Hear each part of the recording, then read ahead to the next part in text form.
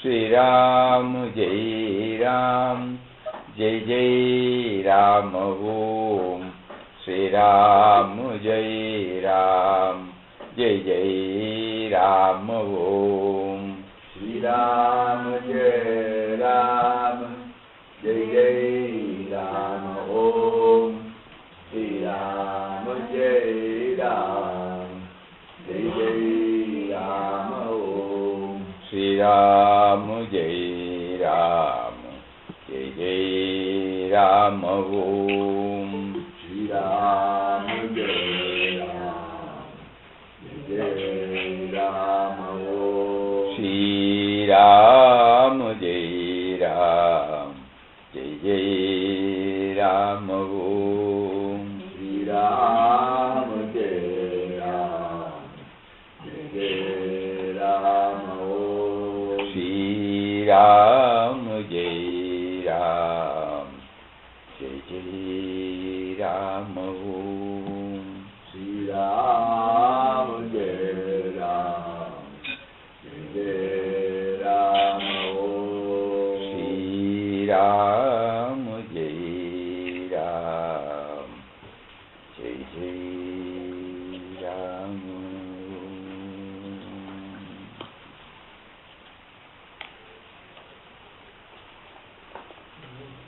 Om Shri Ram, Jai Ram, Jai Jai Ram. Day for yesterday we were passing through some of the points that are to be looked for while taking to in quest of God.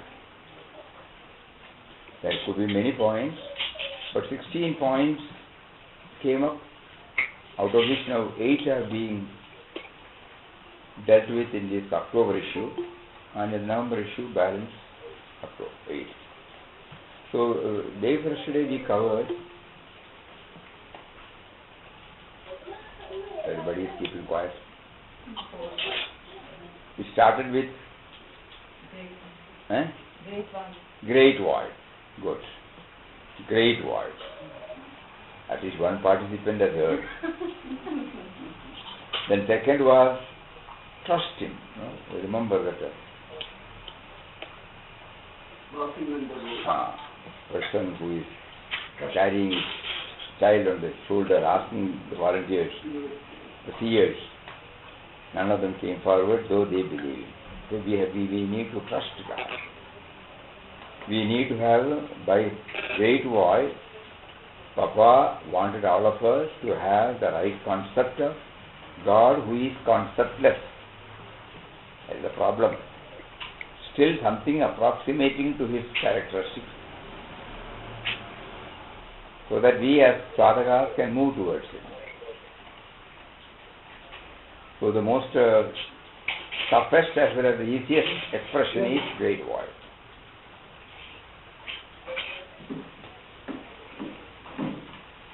It is not shunyam, it is not emptiness. Though it is emptiness, it is fullness. Great void. Kindly remember. The right concept of God. That is the first starting point in spirituality, is that we must have the right concept of God. Otherwise it may form so many concepts and we may not reach anywhere. And as we keep on traveling, confusion after confusion takes place. So in order to plug everything in one stroke, Papa did not even bring the word Ram first, though in the introductory note he has made a mention about Ram. In the first chapter he introduces the all-pervading, indwelling Almighty as the Great Void. Kindly take a note of this. This is a very, very important issue. That before we start our spiritual journey, we should have the right concept of God. And the Great Void means, according to, you might have gone through the vision for September, where it has been elaborately dealt with. Sage Vasishtha described the Great Void as the meeting point of all pairs of opposites. There is no subject-object relationship there. We now start everything with the subject-object. We, the subject, are there, rest of the things are objects. Here, there is no subject-object relationship, and therefore no pairs of opposites. So this is something which we can only infer in our mind, It can't be put in clear-cut words. Words have no entry into that realm. Thoughts have no entry into that realm. So something approximate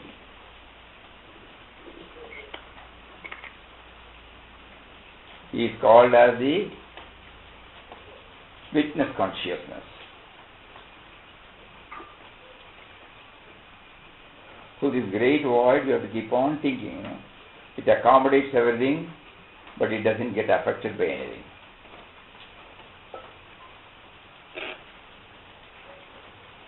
It is all pervading. You remember the mud pot? When a pot is created out of the mud, we don't create the mud space there. It is automatic. Automatic means what? Mud space is everywhere there. We are only limiting it by the pot, that's all.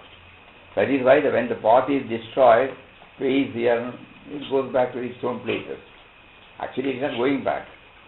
It is there always, There is no division between the mud space and the outer space. So similarly, witness consciousness is the overall space, Gaganam, in which all of us individually, we are all mud pots. So we are in it, and the moment this body gets dropped, nothing happens to it. Just like the pot, when it gets broken, the space, mud space, it is still there. Similarly, he is there in the form of awareness. Awareness exists. In the awareness, this sense of individuality exists. So like that, we can keep on. That name Papa gives us, Ram, who can be expressed as the mysterious power, who can be experienced as the indwelling and all-pervading reality, who is intelligence absolute, awareness absolute, love absolute, truth absolute, creativity absolute. So this is the first one. More and more we think about that. The first chapter. So first thing we have to. It's not simply reading the great void, which we have been doing it. No, this time he wants us to assimilate the theme that stands for the word great void. And from there we move to trust. Elaborately it was discussed what is trust. Handing ourselves over, lock, stock and barrel. Until it takes place, everything is superficial.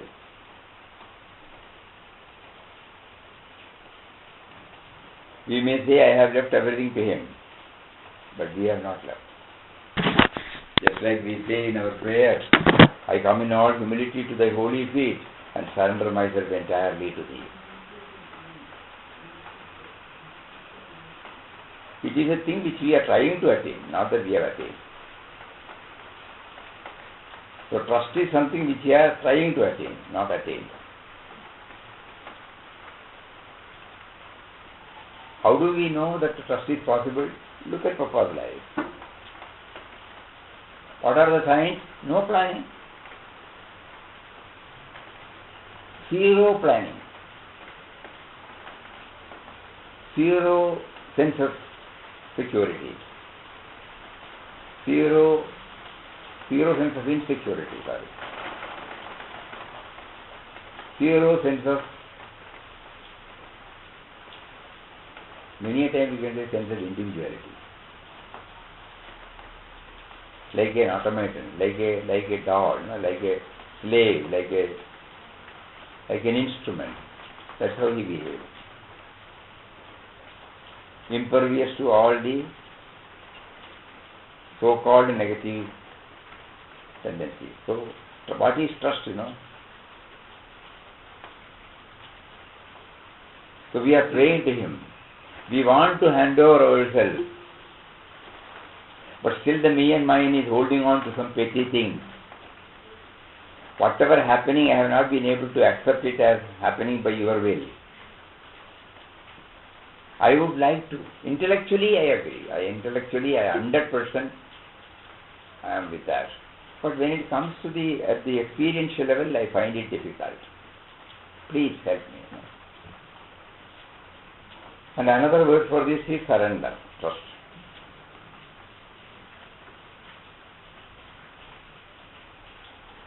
I start thinking that when I come back, when I come to this world, I don't bring anything, and you have provided me everything, and still how can I boast? How can I assert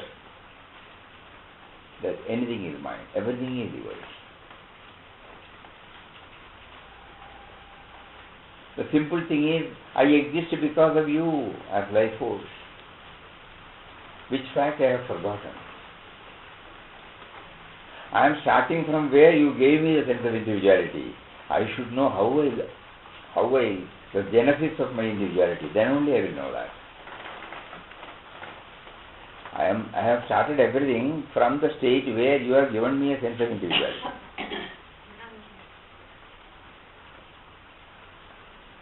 I am an individual. From there I started. People started identifying me through a name. People started identifying me through my body, through my mind, through my intellect, through my actions, reactions. So I formed an opinion about myself, and that is how I start my journey. Nothing else comes. Hardly. Until I came in touch with my spiritual preceptor, this was the state of affairs. When I met the spiritual preceptor, he said, "You are not what you assume yourself to be." Then only I started thinking. By that time, I have traveled a lot with the old feeling, which is prohibiting me from entertaining any other factor for my existence. This is the inner struggle. So surrender is the only way.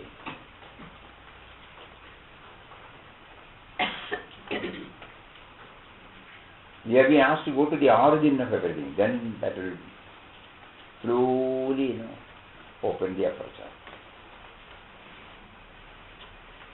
Universal vision, third act. Fourth act. Great void, trust, surrender. Now this is fourth here, universal vision.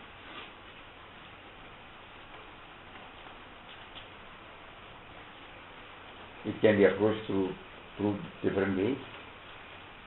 One is that all individuals, have the same, Papa's own, the differences between man and man on the material plane are in truth unnatural and improper. Why? For the component parts and the composition of human bodies and the qualities inherent in them are not diverse and conflicting. And everything is same, three avastha's. Functioning of the body is same. Equipments are same, body, mind, intellect, sense organs.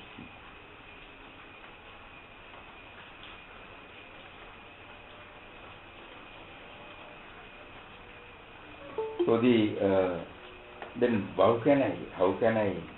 Universal vision means from the movement from the individual to the universal.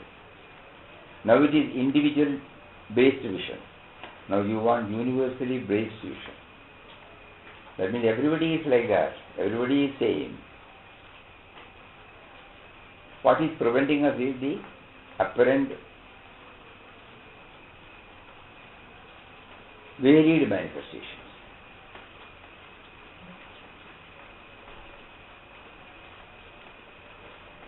Another attempt is that we exist because of the the boundless contribution, gifts given by God through many of His creation who are at the moment in different parts of the universe. Beneficiary, is the creation. Benefactor may be somewhere. So we are all interlinked. Even the very laptop, even the very specs, the cloth, anything we take, the person who conceived this and who actualized this concept, we don't know him. He might be coming from different parts of the world, but I am enjoying it. So how can I then limit myself to me and mine? This is how the universal vision starts.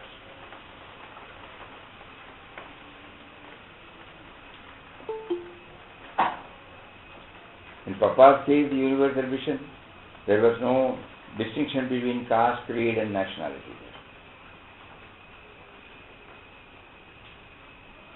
Because everything is God. And meditate and chant His name. That was the fifth one. Because chanting His name, we all know that. We have been practicing it. And suddenly we realize that with mere chanting, I have not been able to get either the right concept of God, or the trust in Him, or the universal vision, or surrender. So what should have been followed with Ramnam is the meditating. He was clear right from the very beginning. So because he had the clarity right from the beginning, chanting was not going on at the surface level. In our case, mostly it is on the surface level. Because we were not very clear about the concept of God. Mind was going here and there. Me and mine has been strong with us, still we are chanting. So always, there is a tendency to protect the me and mine. Then only my chanting goes. So everything, bluntly speaking, it has not gone inside. We are chanting the name of one who is in us, who is in everybody. We are chanting the name of one who is making me to chant.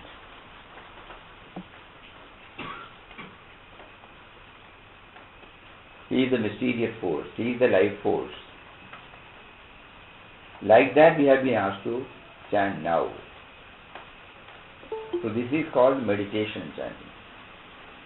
Meditating on the attributes, meditating on God. Because ultimately chanting is for remembrance. Remembrance of God at every moment. So for that we are practicing remembrance as much as possible in different fields when we are working. Then slowly divert it to constancy. The next one is constant dialogue with Him. This is a very important point He teaches us from In Quest of God. Every now and then this communion is there.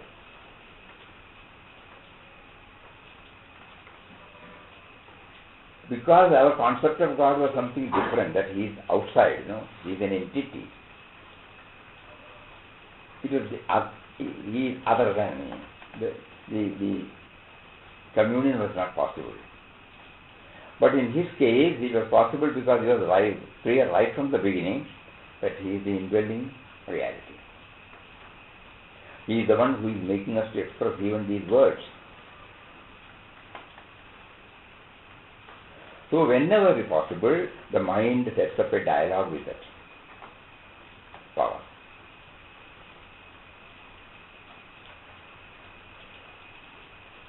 And what is the tangible gain?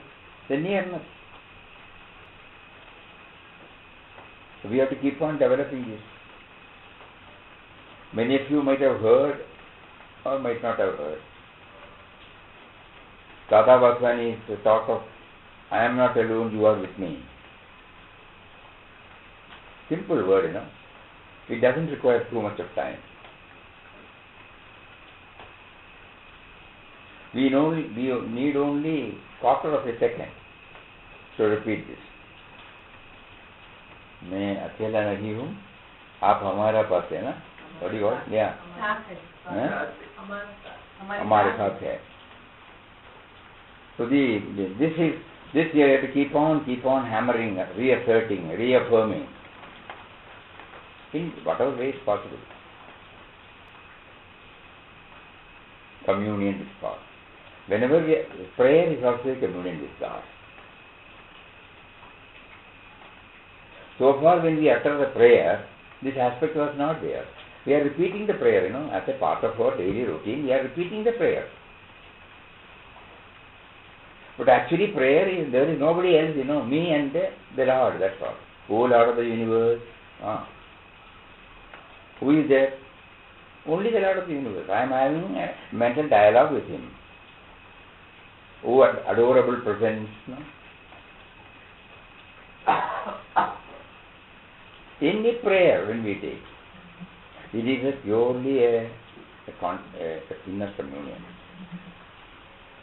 Now we have to slowly teach our mind. Yeah, you are doing this prayer, agreed, but through that prayer you are talking, having a dialogue with Him. Later on we will find all the kirtanas, all bhajans, and then we will know even including Ramnam.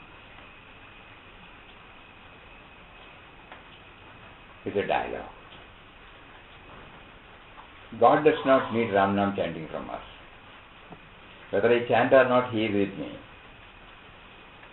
So in order to communicate that He is the living force seated within me, I am chanting His name. He doesn't require any certificate. He doesn't require any affirmation from me. Because whether I know Him or not, whether I recognize Him or not, whether I love Him or not, whether I respect Him or not, He is there within me. So why am I chanting? Am I chanting for Him? No. It is purely to develop the closeness with Him that I am chanting. So in a way we can say Ramnam chanting is also a ceremony. So far we have not applied. We thought, Ramnam chanting, that's all. A session. We have been told if we chant, we will be able to reach the highest. Placing our trust in that, we used to do that along with all our other things. Probably other priorities, other requisites, we did not know. So we did not practice along with it. So what is more important is this communion with Him. Every now and then. Every chapter you may find some words, He is talking to Ram. Any challenges, He immediately brings Ram. Any beautiful Mother Nature spread in a beautiful form, He immediately connects up and talks to him. Any trying situation, He connects up. Ram is testing.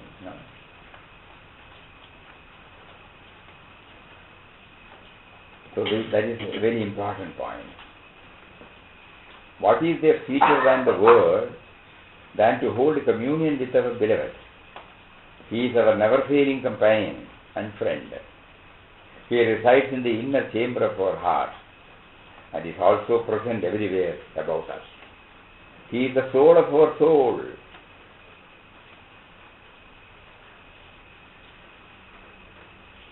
The life of our life. In the absolute sense, we and He are one. In the absolute sense. If this love of intimate comradeship with our beloved does not inspire our life, even if we have all other things, our life is lived in vain. See the beloved in the face of all beings and creatures. Verily He has become the whole universe. Wherever we turn, there He is. ಎಲ್ಲೆಲ್ಲಿ ನೋಡಿದರೂ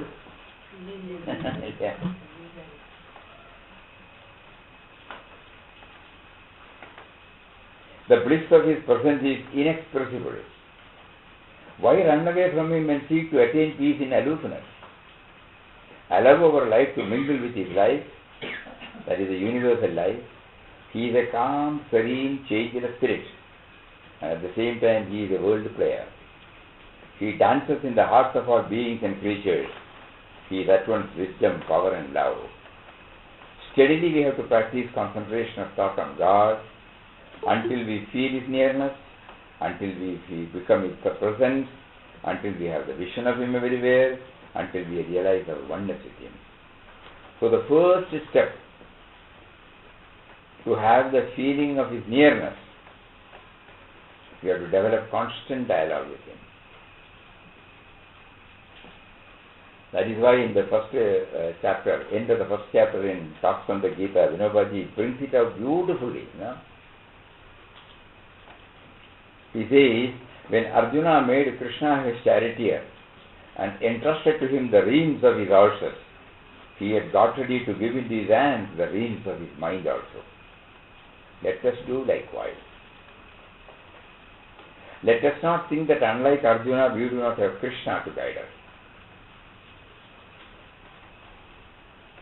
To have communion with Him, the Him should be there, no? At the moment we see there is no Him. Let us not get caught in the fallacy that Krishna was a historical person.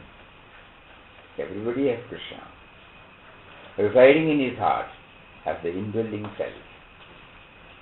He is nearer to us than the nearest. Gandhiji used to say he is nearer to us than the very nail in our finger. That much he is very near. That means he is spreading in the form of life force.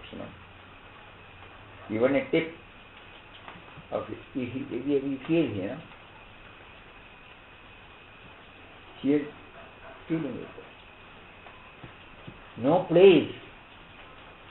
He is so much near to us. He is nearer to us than the nearest.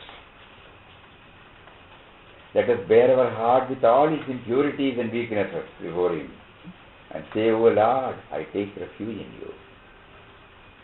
You are my sole guide, my master. Show me the right path, I shall follow You. If it comes from the bottom of the heart, these words, if we do so, Arjuna's charioteer will be our charioteer too. We shall hear the Gita from His own lips, and He will lead us to victory. So this particular explanation by Vinobaji makes it clear that He is nearer to us than the nearest.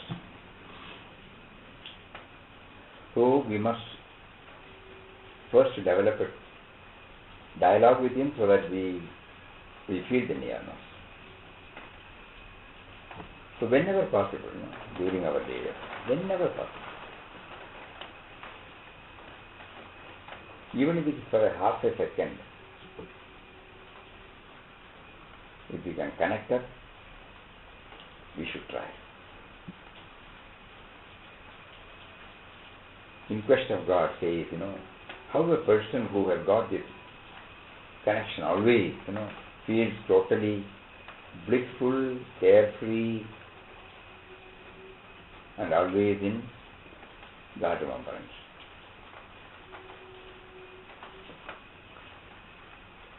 Everything is His and nothing is ours.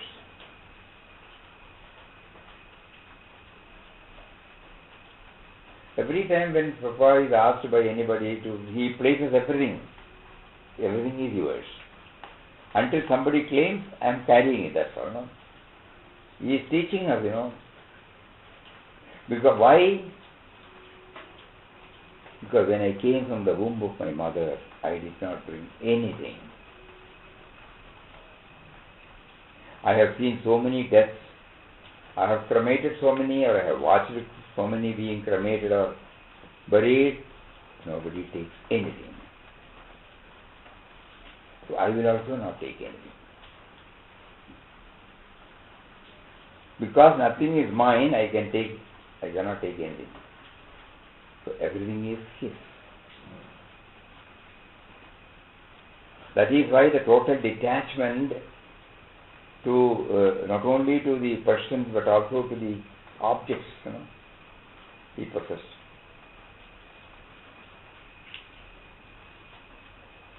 It was not like us, it was not a verbal chatting. He meant every word of it. That is why when you remember, when the check inspector or anybody asks something, he will immediately place everything. And he was not carrying anything. The first chapter at the end, you will all remember, the word, the sense of possession and relationship was receding. That means the me and mine. That is why we keep repeating that the Inquest of God is not a book authored by Papa, giving the narration of his itinerant life. It's a manual for us. Every time we find some problem, in moving towards Him, we open the manual and take the particular toolkit, fit it. Everything is there in Inquest of God. So when we come to this world from the womb of our mother, we do not bring anything. That is why when we leave the world, we cannot take anything with us. The great provider, the mysterious power who brought us into existence, has provided whatever we need for our basic living, as well as a comfortable life through two institutions, namely the Mother Nature and society. The material cause as well as the efficient cause stem from Him only. In other words, the raw material is provided by Him through Mother Nature, as also the needed intelligence to the human beings to convert raw material into creature comforts are also provided by that power alone. The fact that nothing is ours will become clear when we try to trace the origin of everything. For example, let us explore how our cotton clothes come into being. Mother Nature provides cotton through ripened pods in cotton plants. Intelligence in a human being in the form of scientific curiosity and creativity sets the process in motion. Removal of the cotton from the pod, carding, thread making, weaving, coloring, dyeing, and finally stitching clothes that we have ready for use. The Lord said in the Bhagavad Gita that He is the intelligence of the intellect. He is the inspirer, the originator, the creator. Not only is He the inspirer, raw material, He is the process of manufacture. Not only is He the inspirer, raw material, He is the process of manufacture. He is the person manufacturing. He is also the person selling and purchasing. There is a beautiful anecdote given by Ramakrishna Paramahamsa. You remember a weaver's story Papa used to explain? When you are taken to the court. So everything belongs. He is also the person selling and purchasing. Everything belongs to the Lord who dwells in the hearts of all creatures and things. Attachment to any external object narrows our vision, fosters egoism, gives rise to the false notion that we are separate from God, separate from the universal life. The whole universe is permeated through and through with God. The visible and invisible world are also He. There is nothing and none but He. All are He. And the next point, these are the points with which we have to, when we take up reading, if these points we are searching, then it will never become a surface level reading. We will start jotting down, this is the place. This refers to the origin of God, the real concept of God. This refers to the trust aspect. This refers to the chanting and meditating aspect. This refers to the surrender aspect. This refers to the communion with God aspect. The universal vision aspect. Everything is yours. Nothing is mine. So like that, we should take it up seriously. Apart from the 16, you may get some more points also. But to begin with, the 16 points, we write and tabulate, and then we go through the text. This sort of reading, this sort of assimilating, this sort of plumbing deep within will definitely help us to connect with our own life. Today we are not connecting because it is a surface level reading, that's all. We always think that it is a narration of a past, that's all. It is nice to hear, just like we see when we read a novel, when we see a movie, when we see a serial, there is some joy in it. Similarly, we also enjoy it, that's all. No impact. Because we know what we saw in the serial relates to that. We saw in the picture relates to that. What we read in the novel relates to that. It has nothing to do with my personal life. Whereas now, the reading is not with that perspective. The reading is to know these points, So this is very important. Everything happens only by His will. There is a spirit within us that makes us talk, walk and do everything. People think that they are moving their limbs by their own will and power. There are so many movements and changes going on within this body, such as the function of the digestive organ, blood circulation, growth of the hair, etc. We cannot say these things are done by me. The same power which is responsible for the movement inside our bodies is also responsible for the outer movement. You see, the wind blows, the sun gives light, trees grow, birds fly and sing. All these and many more movements and changes are going on about us. They are not movements caused by any separate units of power working accidentally or by chance or due to the concourse of atoms. If it is so, we can very well deny the existence of a spiritual power that permeates the universe and causes all the movements in it. But this is not so. There is an all-pervading force or energy that makes us talk, walk and perform all actions. If we recognize this universal power and know that that power is responsible for all that we do, our ego will disappear. We shall be one with the universal life and truth, and we shall be supremely free and happy. So long as there is ego in us, we feel we are doing things ourselves, we are caught in a trap. To get released from this self-made trap, we are asked to resign ourselves to the will of God. Divine will is nothing but the power of God active in nature, active in us, outside as well as inside. By surrendering ourselves to the divine power and will, we set free the supreme bliss and peace which is now locked up through the assertion of the individual will. So when we know this, then we go through Upapas, we find that individual will is zero there. Suddenly I look at our own life. Individual will is the only one that is there. So how to now replace it? And Papa is not forcing this dictum into our throat. He is giving fullest freedom for us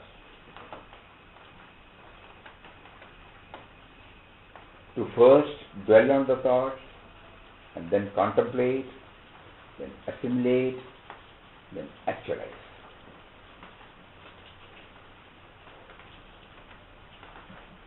These are forcing.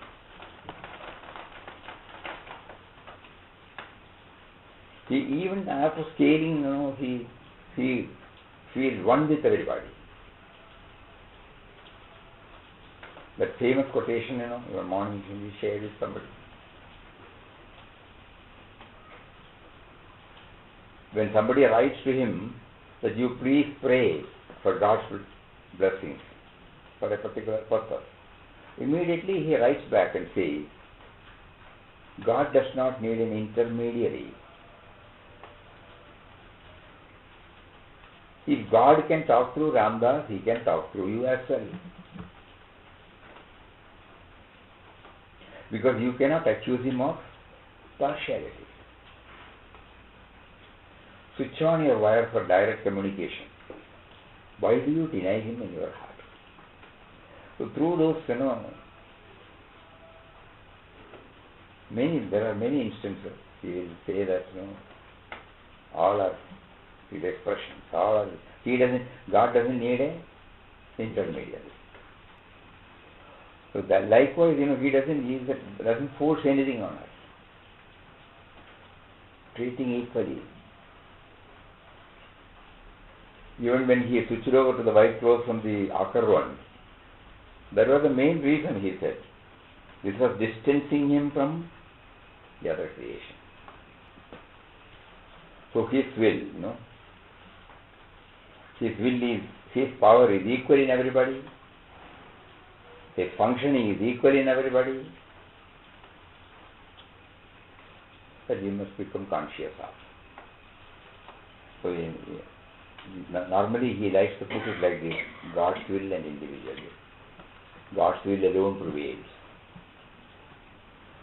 So that is how he covered the 8 points on one article, of course. Another. Papa, the guiding star.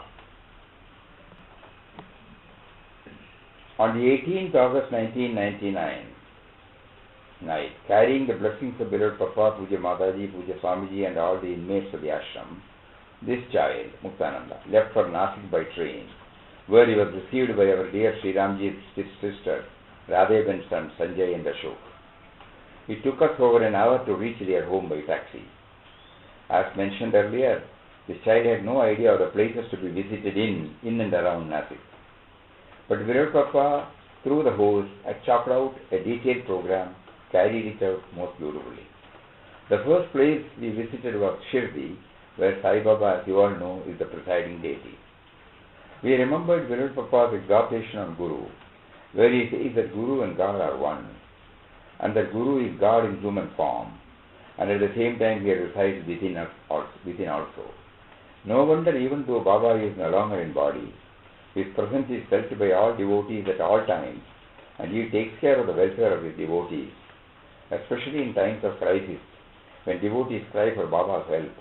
Baba comes in inscrutable ways and rescues them. There have been many such instances in the lives of devotees of Baba.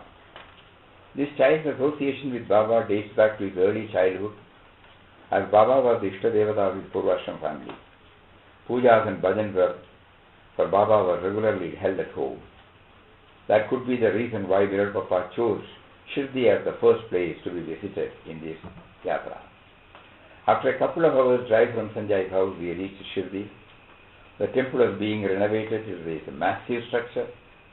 The arrangement is such that even when large crowds visit the temple, people can move in an orderly fashion without any confusion. The excitement and anticipation of the fulfillment of a long-cherished desire of having Baba's darshan welled up as the child stepped into the temple premises. At the Sanctum Sanctorum, there is an imposing and inspiring murti of Baba, and this child placed his head at the Peetham.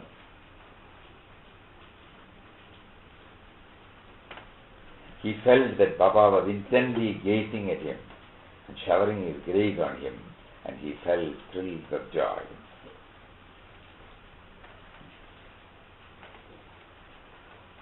We then went round to some of the holy places connected with Baba's life, like the Guristan under the neem tree, Chavadi, Dwarakamai Masjid, the grinding stone used to be Baba, the place where Baba used to take bath, and the place from where Baba gave the Udhi Prasad. In all these places, the presence of Baba was felt very intensely. The next place of visit was an ashram of Upasani Baba of Sakori. Immediately the child remembered a couple of stories relating to how Sai Baba helped his ardent devotee Upasani Baba to realize that Guru is not merely the form seen outside, but also is seated in everybody.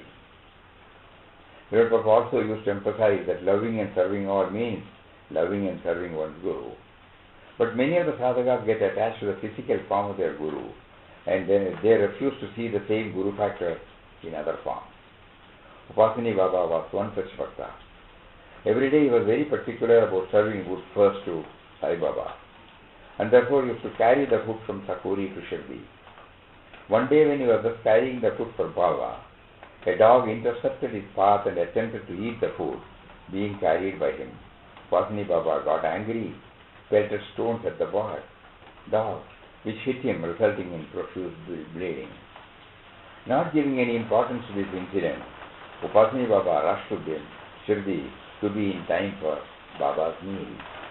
When he reached and stood before Sai Baba, he was shocked to see wounds on the body of Baba from where blood was oozing.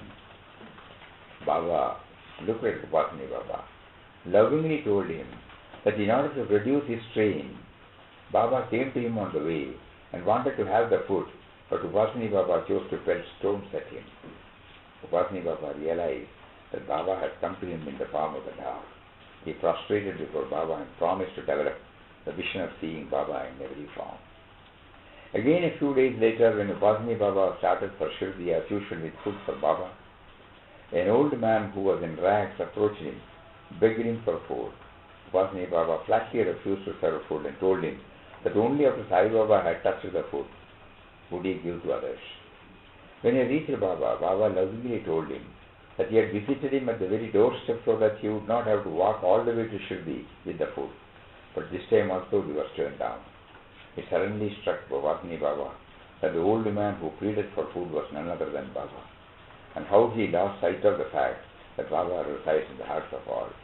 Baba teaches his disciples to broaden their vision through such chamatkars. Dear children, must have heard it, but doesn't matter even if we hear for the 100th time. A little boy sat with his parents in their cozy room.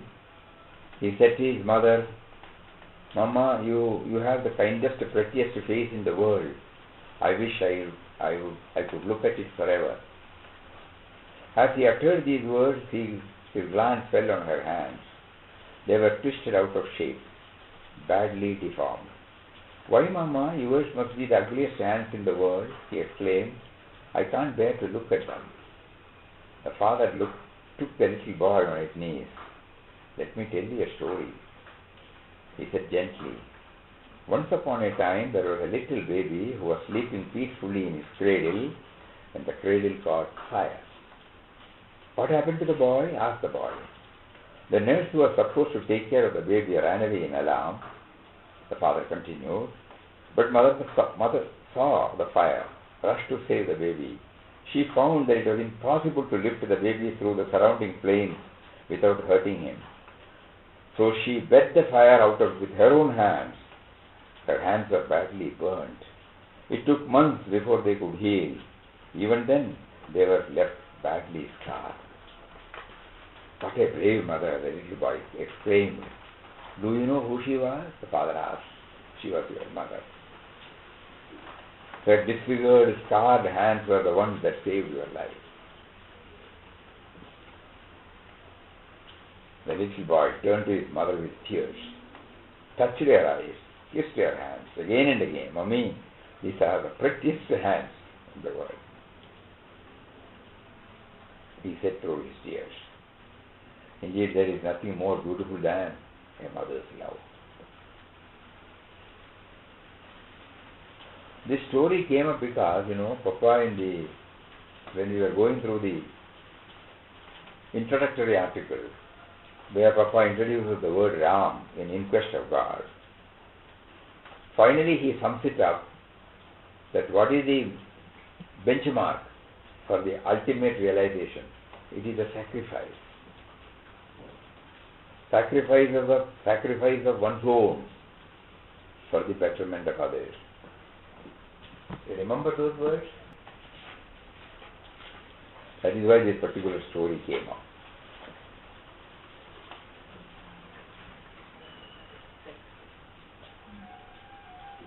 Having reached this stage, we, by the awakened consciousness of unity or love, are naturally prompted to sacrifice all the interests that concern the body for the welfare of our fellow men and fellow creatures, who are all manifestations of the same Ram.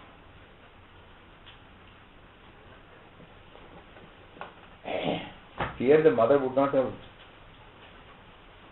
said that the child is also a form of God, but in effect, she forgot herself. Her identification with the child was total. And she never felt she had done anything extraordinary. We all came to know this because the father explained, not the mother explained. So something about the word sacrifice which appears on the first page. Epistles of Ramdas. When the name begins to work in the mind, automatically peace settles upon it. When the name begins to work in the mind,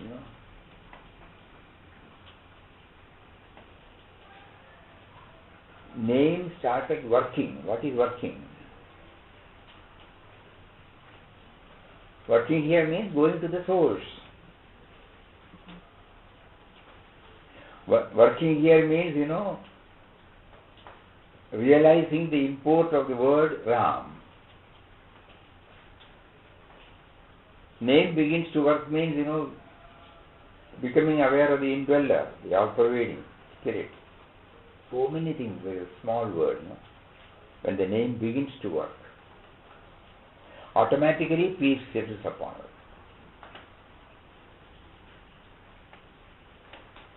Otherwise, we will not have a taste of the peace. Because name stands for peace.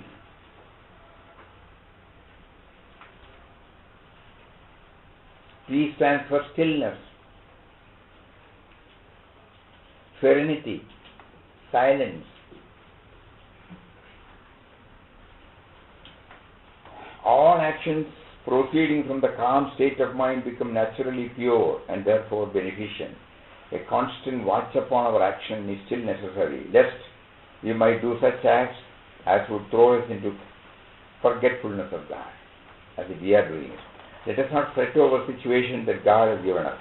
It's a mistake to think that by a mere change of situation or activity, we can attain to peace. Ramdas, by his will now, stays in a newly built ashram called Ananda Ashram. As usual, Ramdas is swimming in a veritable ocean of love and joy. His kindness and love are boundless. In memoriam, Parampujya Sri Keshavananda Bharati Swamiji of Jagadguru Shankaracharya Samsthanam, Edanir Mutt in Kasaragod, attained Mahasamadhi on the 5th of September 2020. Pujya Swamiji had been heading the Mutt since 1961 as the Pithadipati. His close association with Ananda Ashram dates back several decades. During many of his visits, he rendered soul-stirring bhajans, which are reverentially remembered. When we think of Pujya Swamiji, what comes to our mind is his innocence and childlike, all-loving nature. Though not in the body, Pujya Swamiji's life and mission will continue to inspire and guide innumerable aspirants on the spiritual path. He was also very close to Pujya Swami Satchidananda. So when we requested him at the beginning of Pujya Swamiji's Saptaha year, centenary year, we went to Edanir Mutt and requested Swamiji, we have no public function, but we want you on that day, when the centenary year starts. Immediately he said, without looking at the calendar, he said, yes. Then he said, tell me the date and tell me when I should come. And normally, he doesn't give long lectures, short speech. And then he loves bhajans. And for more than 2.5, 3 hours, he gave a thrilling bhajan session. Entire audience were there in Panchavadi and Bhajan Hall. And after that, he did not leave immediately. He must have spent more than half an hour or 1 hour outside the ashram. So much was his concern for ashram people. T.N. Anantapadmanabhan, an ardent devotee of the ashram from Chennai, was called by Viral Papa on the 2nd September 2020. Advocate T. Ramakrishna, another ardent devotee of the ashram from Chennai, was also called by Viral Papa on the 3rd September. We pray for Viral Papa's blessings on the departed soul, for eternal rest and peace at his holy feet. 15,500 crore Nam Japa Yajna for world peace, The total japa received at the end of the 15,500 crore japa yajna for world peace in the month of August is 190 crores. The grand total of the japa done so far is now stands at 8,566 crores. 12th Mahasamadhi day of Puja Swami Satchidananda Ji. On 12th October 2020, we observed Puja Swamiji's 12th Mahasamadhi day. Puja Swamiji was the personification of humility, forbearance, Guru Seva. May this day be instrumental in reminding us of these noble ideals that he epitomized, and may he bless us to live up to the teachings of our Guru. Talk for the month. Rise above name and form, and you experience your oneness with all existence. The sense of duality, be it between you and the world, or between you and God, is the offspring of ignorance. So to the height of the transcendent truth where all forms and lives resolve into one. So that is how the October issue ends. And in November we will try to cover the rest of the 8 points. So when we go through, when you all receive it, kindly go back to Inquest of God. Kanya, she's asking. From Inquest of God, chapter number 32. A slave is a slave because he is free. When I become the slave of the master, the entire responsibility of taking care of me rests on the master. I don't have to bother anything. Papa was feeling at every moment. He has quoted Swami Ramtirtha's words, that's all.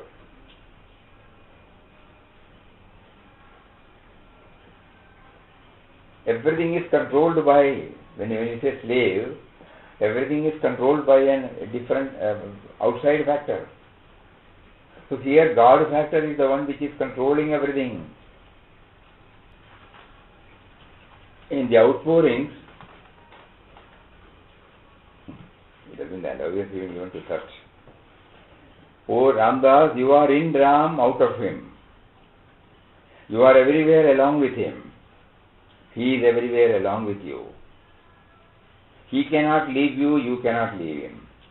He is tied to you, you are tied to him. You are in his custody, he is in your custody. He cannot do without you, you cannot do without him. He lives in you, you live in him. Still, you are his slave, and he is your protector. That answers everything. Though we feel, he lives, he is in our custody, and we are in his custody. Everything is our, but still, you are his slave, and he is your protector. Every moment is decided by him. Every moment I am protected by him.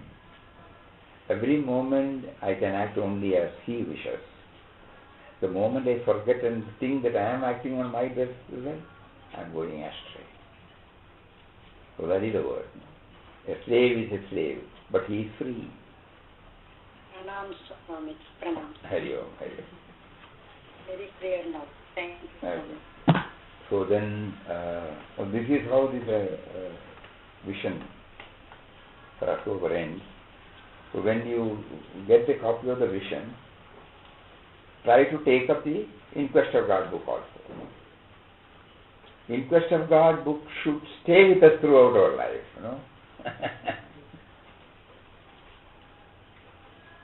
As long as we are in quest of God,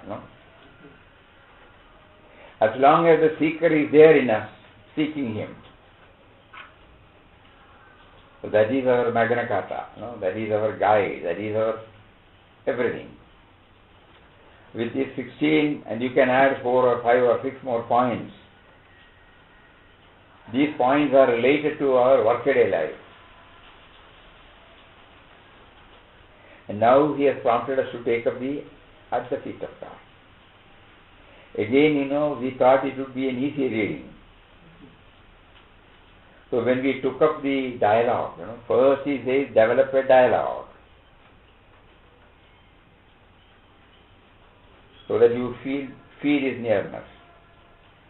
If all the conditions that are necessary before the dialogue are met with, we find fundamental questions, fundamental doubts that are still lurking in our minds crop up.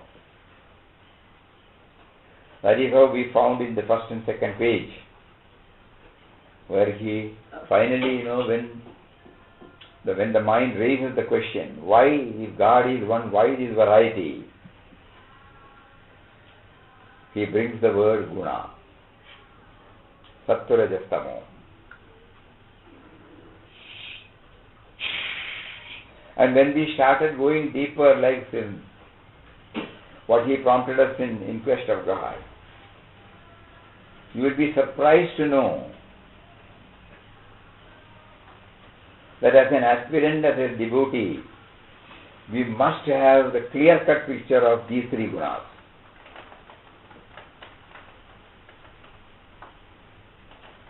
It is not merely, three words, sattva rajas tama. Not at all. Just like we have listed about 16, a few points have been listed. 18 points have been now. We still don't know how to. He will guide us tomorrow. Because when we started going through the 14th chapter, 17th chapter and 18th chapter, see how Papa is leading us. We will know something about Shraddha, one-pointedness, dedication, what of Shraddha. There are three types of Shraddha. When there is food which we eat, three types of food. When there is an action, three types of action. When there is an understanding, three types of understanding. When there is knowledge, three types of knowledge. When we are talking about intellect, three types of intellect. When we are talking about happiness, three types of happiness. When we are thinking about fortitude, dhriti, three types of dhriti. When we are talking about passion, three types. When we are talking about at the time of death, if what is the predominating thought and what will be our result, that is clear. If we are observing austerities, three types. If we are doing service, three types. If we are using words, three types. If there is tyaga, three types. If we are talking about mind, three types. If we are talking about charity, three types. If we are talking about duty, three types. If you are talking about yajna, three types. If you are talking about thought, three types. Many may be there in stores, we don't know. So we are praying to Papa now, at least give us some breathing time now. Don't force us to have all these 19, 20 points. We know all these things are there right from the moment I get up till I retire to bed. Every word that I use, every thought that I use, every action that I involve, everything that I see, everything that I absorb, everything that I assimilate. Oh, all these things are there in three. And two things are important. Why Papa introduced? We call it in Sanskrit, Malayalam, Prakritam and Prayatnam. We have got, Prakritam means our Svabhava, our nature. That is this guna. And Prayatna, to set right. We have to be conscious of our Prakrita, and we have to set it right, correct it through Prayatna, self-effort. You all remember, we every day pray, Kayena Vacha, Manasa Indriyeva, Buddhyatmanavad, Prakriti Svabhavad. Whatever I do, due to its Prakriti. Karomi Yajyat Sakalam Parasmai. I am offering everything. Narayana is offering. Mataji wanted every one of us to repeat every day so that Knowingly or unknowingly, we are committing ourselves that everything is a dedication to Him. Whatever Svabhava, I would have done it. Prakriti Svabhava. So that Prakritam and Prayatnam. This we are reminded through the simple word called Three Gunas.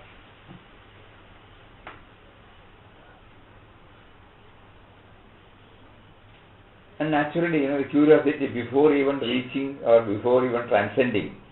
Normally, the human tendency is to know what will happen if I transcend. I have not transcended. But even then, the Lord has answered this in 14 chapters. What will happen to the person who has transcended? How will he react to events and individuals? So he means that equilibrium. And Papa quotes that in one of his discourses. He quotes this particular shloka. And it is almost, it is in same line with the explanation given in the second chapter under Sthita Prajna. Sthita Prajnasya ka bhasha.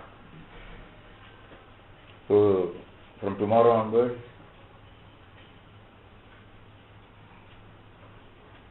by His grace, we try to get some more clarity on these important aspects of the three gunas.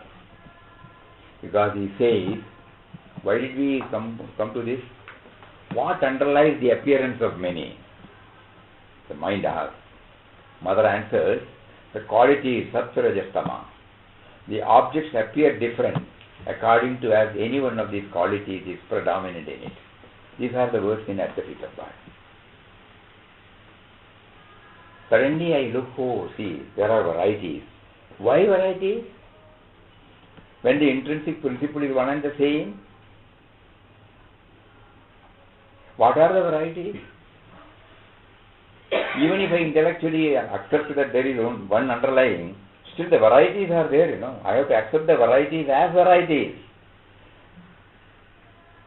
We are trying to see the absence of varieties in the varieties, which is not possible. We are trying to see the varieties as varieties, which can be had only when we understand the Sattva Rajas Tama. Because it is all His. He emphatically says, that is my nature. My nature is in the form of these three gunas. So when I go beyond the gunas only, I will be, otherwise, this obstructs me in my journey.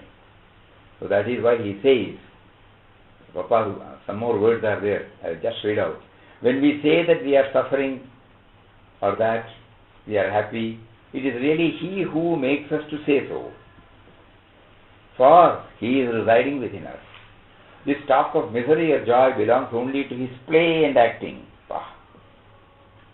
He is always above all dualities, above birth, above death, above pleasure and pain, above good and bad, above honor and dishonor, above likes and dislikes, above success and failure, above gain and loss, friend and foe.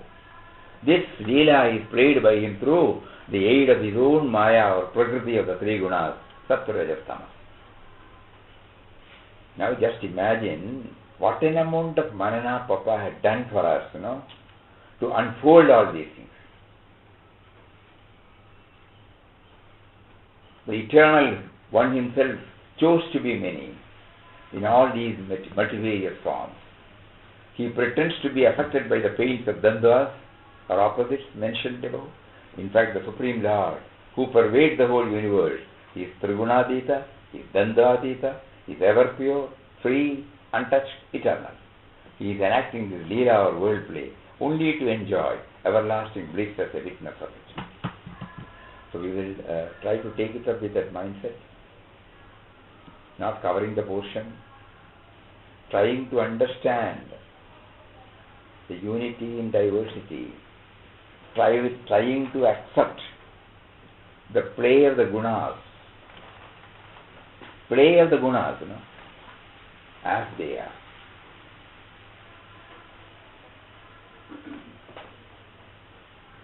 We remember one incident Pujya Swamiji shared, we must have shared it. Mataji was apparently losing temper on somebody. So immediately Shashikala was there. She immediately came and said, "Shall I apply some oil on your head?" Immediately she laughed. Outburst. Immediately then we come to know it was a play. Otherwise we will not. In our case, the hangover will be there, no? Hangover will be there because that is continuing. Even if the person goes out, I am still there. Even after 10 days, it is still with us.